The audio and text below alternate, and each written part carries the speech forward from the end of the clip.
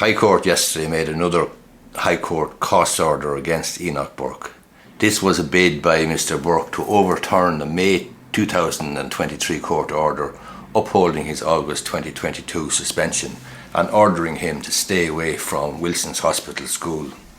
The judge in this case, Mr Justice Mark Sanfey, said that it would be an affront to justice not to award costs to the school against Mr Burke of his failed bid to overturn the order. The judge said that arising from his behaviour in court at the opening of the full hearing concerning the validity of his suspension, Mr Burke was excluded from participation and the matter was heard and determined by Mr Justice Alexander Owens last year in Mr Burke's absence.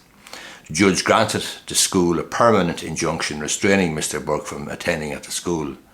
Burke's contempt of court orders to stay away from the school, which dismissed him as a teacher last January, has led to him serving periods of imprisonment in Mountjoy jail for contempt, extending to more than 400 days over the past 2 years. He was released in June of 2024 despite his failure to purge his contempt, and he showed up at the school again last week at Wilson's Hospital. On July 19th last, Justice Mark Sanfey rejected his arguments over the validity of Mr Justice Owens' orders, and since that judgment was given, Mr Burke has showed up at the school again.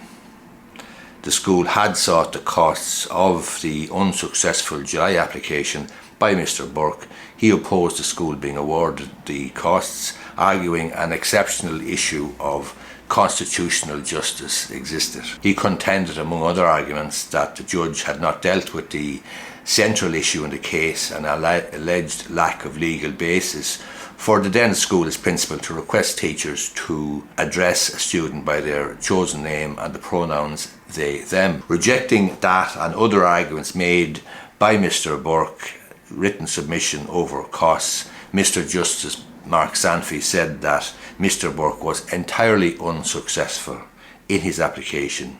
His written submissions were essentially an attempt to re-argue it and to raise grounds rejected by the court, he said. There was nothing to suggest, according to Justice Mark Sanfey, it was reasonable for Mr Burke to have raised or pursued any of the issues in the application, he said. The application was inappropriate and should not have been made, he said. The school had been entirely successful in defending the application, and it would be only an affront to justice if the school was not awarded the costs, he found.